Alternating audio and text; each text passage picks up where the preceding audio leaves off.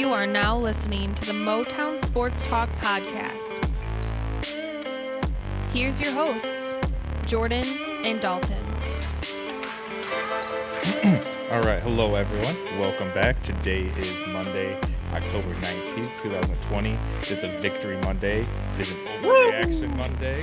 The Lions finally beat the Jaguars. Let's give them a round of applause.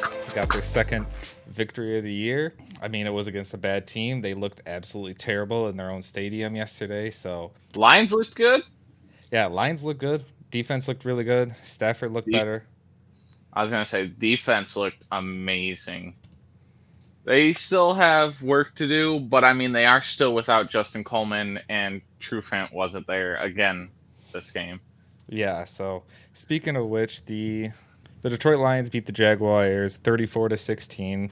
We've been racking up the score in every game, which is as high as the lead as we got. I still was nervous throughout the game. It's like you can't be happy until there's all zeros on the clock because you never know. I mean, they did start to make a tiny little bit of a comeback at the end, but it was at that point it was too late. And again, the defense was pretty good. So I felt like we didn't let off the gas. We kept just going and like trying to score instead of, I feel like last season and that kind of stuff in late games, we kind of let off the gas and like would settle for punting the ball. Exactly, or even earlier in the season, if you just look at, like I said, feels like we started off really hot, we got really aggressive, and then we just let up defense and on offense. We are just slow down. We'd be way more conservative, try to play it safe instead of be aggressive. And look at, we stayed aggressive again on both offense and defense. We applied pressure the entire game. I don't know if that was just due to Jacksonville's O-line not being the best, and they did have, I think, an injury or two throughout the game to their O-line. So again, but still, just being able to see that we were able to create pressure and get to the quarterback. I don't think there were any sacks, but there were a lot of quarterback hits, and there was a lot that he was scrambling out of the pocket. So it is good to see that, and just creating that is really good momentum for the team going forward, because that's been the whole narrative, that we can't create pressure on the quarterback. Oh, yeah, the defense played amazing this game. Our defense, I have not seen our defense play that well under Patricia. Mm-hmm. Like you said, we brought a lot of pressure, which is something we need and something we need to do more of. If Patricia continues playing the defense the way he did this game, Mm-hmm.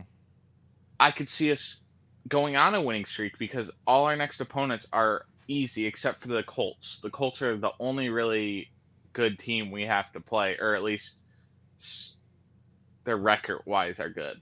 Well, yeah, and speaking of which, that's what I'm saying. If our defense is going to continue playing like this, it kind of has to, with us taking on the Atlanta Falcons, who, even though they are a bad team, they don't have that great of a defense, they still can put up a lot of points. And after they fired Dan Quinn and their GM, Thomas Dimitroff, they seemed to be on a roll yesterday, especially targeting Julio Jones a lot, which I haven't heard the specifics. I haven't looked into it, but supposedly Dan Quinn was telling Matt Ryan not to throw to Julio Jones. That's all just rumors and speculation. I don't know, but as you could see, he is definitely targeting him yesterday. So, I mean, Julio Jones is one of the best wide receivers in the NFL. Yeah, so I don't know why anyone would ever tell you not to target him. It's like having Calvin Johnson on your team. Yeah, and just being like, yeah, don't throw to him. Throw to everyone else but him. Yeah. No, you don't do that. You give your star players the ball, and your star players make stuff happen. Mm-hmm. AKA, like in our game. Look at when Gardner Minshew threw the ball deep. His wide receiver didn't play the ball, just went for the catch, and then Harmon got the interception. Mm-hmm. But then when Stafford got the free play and just chucked it up to Kenny Galladay attacked the ball, jumped over, caught the ball, and still made a play. That's what you let your star players do. Mm-hmm. And that's what star players do. They make stuff happen. Exactly, yeah. Matthew Stafford trusts almost everyone on the team. He made a reception to 10 different receivers yesterday on the team, so he is throwing the ball around. And even though Kenny Galladay had over 100 yards, most of them came on that one play because he had 4 receptions all day and 105 yards. So, again, when you're spreading the ball around that much, you can't really particularly guard one guy. So our offense is still it's still really stacked. I think we are really talented on offense. It's our defensive side, which also, speaking about our defensive struggles, I think that's one of the reasons that we struggle so much is that they are so young. And a lot of them, like I said, this whole entire defense is almost completely shifted. There's only a few remaining pieces from last year. So I definitely think they need time to gel. And almost everyone on the team is extremely young. The only older players on our defense are Jamie Collins, Danny Shelton, Deron Harmon, and Justin Coleman. I might be missing somebody, but I think that's it. Like everyone else is either in their first few years or rookie contract or just younger and not as experienced. So we have a really young defense, and that's what I'm saying. And they're going to have to take time to gel together, especially Okuda. He's played against some of the top quarterbacks and receivers in the league so far, and us again. Speaking of him, yesterday he led the team in tackles with 7 solo tackles and 8 combined tackles. So he again he's getting better and he'll adjust. Cornerback's going to take a little bit of time, especially when you're just thrown into the starting position against some of the top wide receivers in the game. Especially next week, like I said, we have Calvin Ridley and Julio Jones we're going up against, so it's going to be another tough And task next week. hopefully, Desmond Trufant will play that game against his former team. So, and honestly, I feel like even just having him on the team, if he doesn't play, will be beneficial to us because all those years practicing against Julio and knowing what Julio does, he Mm-hmm. can go out in practice and be like, all right, guys, like Julio does this, Julio does that, like watch this. Like he can help Jeff Okuda, Aurier, anybody that has to cover him, he can help them and like tell them what Julio likes to do. And Yeah. shoot, if he's out there, maybe he's the one covering Julio and he knows what he likes to do. So More than likely, if he's starting, well. I don't know. That's kind of a conundrum too, because like you just said, they practice against each other for so long, so he kind of knows what Trufant likes. So it could be you might want to switch it up and throw Okuda or throw a Warrior, who again he's another player who stepped up tremendously yesterday. He had 2 pass defenses and he looked really good. He looked like our best cornerback out there yesterday. oh yeah, Aurier has stepped it up this season. He's still young, so he's gonna have those getting Growing beat. pains, Just yeah. yeah, not looking like a top of the line. But everyone knows corners take at least a couple years to actually become Hmm. a top of the top or even a good corner. Yeah, well, I mean, look at And even Darius Slay's rookie year. He still was not anywhere he didn't near. Yeah, he didn't even play till like the last 3 weeks of the season. I believe he played And sparingly, but yeah, he still was just not but there. the finals game of the season in Minnesota is when he played. He started and he did good, and then his second season he had a pretty good season. Hmm. So Aurier is definitely having a pretty good season so Yeah, far, and if he continues to play the way he played yesterday, honestly, I'm liking that Jeff Okuda Aurier corner, and then you throw Coleman in back in there, like in the slot. hmm, I like our corners. yeah, And I honestly really like our safety play too. I feel like Tracy Walker and Harmon and they all just play really well together. And I've noticed a big difference in our defense, and especially in this game too. If you guys noticed, there was a lot more hard hitting. yeah. Like it wasn't I feel like that's the something they practiced in the bye week was just the because aggressiveness and the first few weeks we couldn't tackle anyone. They couldn't round anyone up, and you notice that's another thing too is they tackled a lot lower in this game too. They kept going for the legs, and they weren't targeting the knees, but they were targeting the thighs and going for lower instead of trying to wrap up or hit them high. They just went for the get the initial tackle. and that's what they did. They would hit them low and wrap around their legs. So then you can't Exactly. truck somebody over. You can't plow somebody over that way. A very high focus, I think, this off or yeah during the bye week was. And they hit hard too. Like there was couple plays where you heard pads crash against each other, and it was good sounding to hear because that's something I felt like we've missed for a while. Going back to last season after we traded Quandre Diggs, because Quandre Diggs was our guy. He Yeah. was always the one that he would hit hard. He was one of the hard. I probably still is one of the hardest hitting safeties in the league. So So I definitely think that's something that we miss. If the defense can continue to play the way it did against Jacksonville, the season might turn out to be a good season. The defense needs to consistently play like that week in and week out. Get pressure. hmm obviously you're gonna let up plays, you're gonna let up like stuff. Our run defense was really good too. Like again, I don't know if that was just because Jacksonville not having like all their starter offensive linemen and everything, but we had a really good run defense. We had really we played well in all three phases. Mm-hmm. Yeah, And it was an exciting game to watch for the first time when the team was good all around. It wasn't just the defense was doing good, but the offense sucked, or the vice versa. It was just a good game all around from all aspects. Even the punting team, even the special teams unit. When I think Jack Fox only had one punt, but still, it was he's I think he's still top 3 in the league in net yards and all that stuff, and deservingly so. He's been one of the best punters and surprises coming out of the training camp this year, because I originally thought that it was going to be Arian Sipos, I believe that's how you say his name, was going to win the job, and Jack Fox surprised, I don't know about everyone, but he surprised me, won the job, and now he's been one of the best punters in the league. So oh yeah, and our offense played extremely well. Our obviously we lost a couple. Terrell Crosby and Big V both went down in the game. mm-hmm. We played all 8 of our offensive linemen. Yeah, I think that was due, again, I don't know, I heard a lot it had to do with the hydration and just the humidity down there in Tampa Bay playing in Florida, even though it's October. We're in Michigan, we don't know what it's like in down playing in the heat, but supposedly, yeah, there's really bad humidity and they're just getting really dehydrated on the field. So again, I don't know if that's a significant thing going forward, or if that was just that game of that area. So hopefully that was just a type of play, being in the wrong place, wrong time situation. But I was gonna say our pass block looked good, our run blocking looked good. DeAndre Yes. Swift, 14 carries, 115.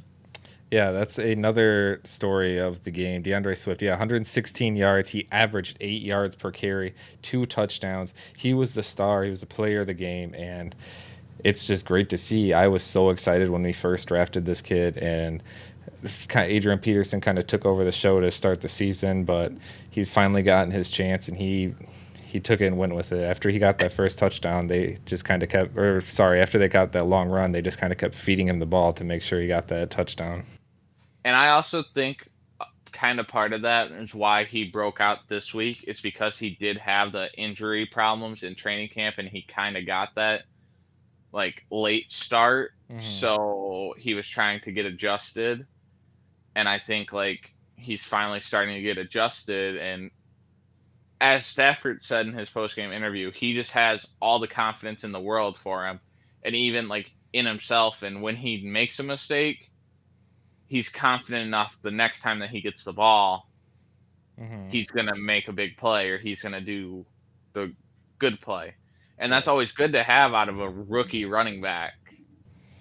Yeah, and he was also, I believe, correct me if I'm wrong, but I'm pretty sure he was the first Lions rookie running back to get 100 yards since Barry Sanders back in '89, his rookie season. So that's a great thing to say. I'm not saying that he's a Barry Sanders type player, but when you watch some of his college film, he does have a little bit of Barry-esque in how he jukes and just kind of makes people miss. That's one of his best attributes, I think. But yeah, so if we're looking forward, the Lions are now 2-3 on the season, so we're not sitting in terrible position. We're actually 3rd in the division, with the Vikings losing yesterday. Surprisingly, the Bears won. I don't know how. They got a last-second interception on the Panthers on Teddy Bridgewater, which, speaking of which, Teddy Bridgewater is not looking so well. We will get into that here soon in a second. But yeah, so they got a late interception in the game as the Panthers were driving down the field with the opportunity to win, and they just took it away. So surprisingly, the Bears got another win, and they are sitting atop the division at 5-1 right now. Packers and lost. The Green Bay Packers got destroyed by the Tampa Bay Buccaneers. Mm-hmm. And if any of you were watching that game, Sue getting that sack on Aaron Rodgers felt like the good old days. Yeah, that was pretty funny. I'm excited to see Aaron Rodgers on the Pat McAfee show tomorrow to see what he has to say on the loss and how it's going to affect them going forward. But he did say in the post-game press conference that they needed a little bit of a kick in the ass to get them back to normal, because they were kind of getting their egos going, thinking that they were going to go undefeated on the. So yeah, you never get too cocky. Exactly, especially in the NFL. Anyone can beat anyone on any given day. All these 32 teams are all very talented teams, and again, anything can happen. So looking forward, we have the Falcons next week, as we mentioned earlier, at Atlanta, which is going to be a tough game. As we said, as long as our defense can hold up, we might be able to, or as long as our offense will be able to keep up with the Falcons. Defense is just as bad, if not worse, than ours. I was gonna say, honestly, if our defense keeps playing the way it was, I see us winning this game easily. Mm-hmm. Because I see our defense stopping their offense, which, like we said, their offense is basically what wins them games. Mm-hmm. Other than when you're They're playing Kirk Cousins. Playing their one game. Yeah, I was gonna say, other than Kirk Cousins, which, if we're a Minnesota fan here, I don't think Kirk Cousins was the answer, and I don't think you should have paid him that much money. But well, yeah. So yeah, we'll get into that. Then, like I said, after the Falcons, we have the Colts at home, which is kind of a toss-up.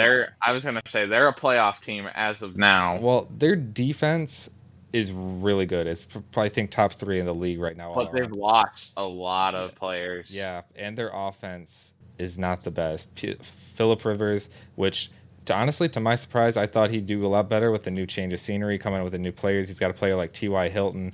I thought they would, and Jonathan Taylor, the rookie running back coming out the backfield. I thought that they'd be a pretty good offense, but unfortunately, I mean, they're not terrible, but again, they're just not what they expected to be. And like you said, if they're going to be a playoff team, their offense has to be more productive than it is now. So again, the Colts, kind of a toss-up. If we can put up a lot of numbers on the defense and possibly get some pressure on Phillip Rivers, we might be able to win that game. But then following that, we have the Vikings at Minnesota, which, like you said, they're not. They have Justin Jefferson, which he is going to be a star in this league. Yeah, Justin Jefferson is going to be awesome. But other than that, Kirk Cousins, as you mentioned, he is not looking good. They paid him way too much money. But the key to that game and us winning that game, it's going to have to be us stopping the run game to make them one-dimensional, to make Kirk Cousins throw the ball. And that's how you're going to win the game. That's how you beat the Vikings. Yeah. Is you stop the run game, and then you force Kirk Cousins to throw the ball. And then that's when your they defense still have a talented team. As you mentioned, they have Justin Jefferson, Adam Thielen, Kyle Rudolph, Dalvin Cook. They still have a talented offense, so they can go off and put up some points. But in their defense, too, again, they can get pressure. They just got Yannick Ngakoue. I don't know if people forgot about that, but Hunter is out for the season, though.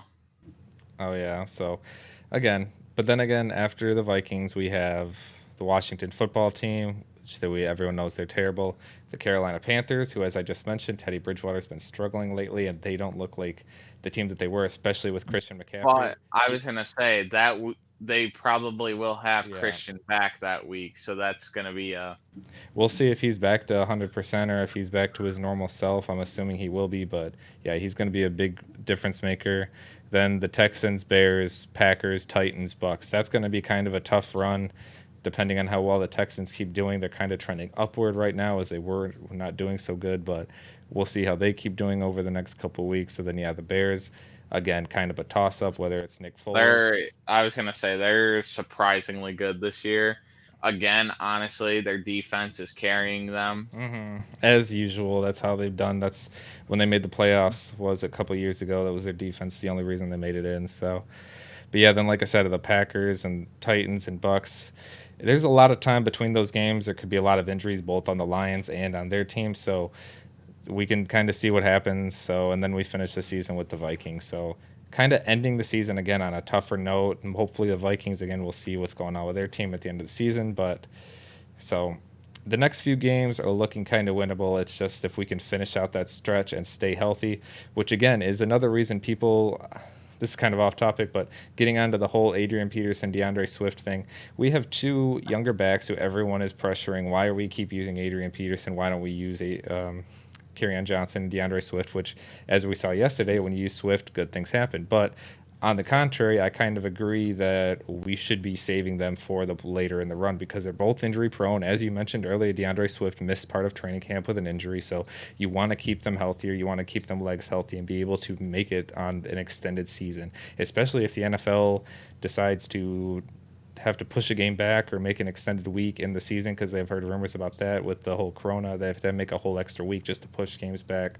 I think it's better just to use it. I'm not saying we should just stick to Adrian Peterson 24/7. You should use a multiple backs, but I do think using Adrian Peterson up instead of just using Swift as a feature back all 3 downs is probably a smart idea from here until we get later on in the season and things get a little bit tougher. So we'll see. Again, hopefully we can get a couple of W's out of these next few games, still stay in that playoff run, see where the other teams in the division go, and we'll just have to wait and see. And don't forget, this year is the new playoff format, so there's a 7th team that'll be making the playoffs. So, again, if we can just kind of stay in that NFC right there in that bubble, we might be able to win. Just got to get those W's. Mm-hmm.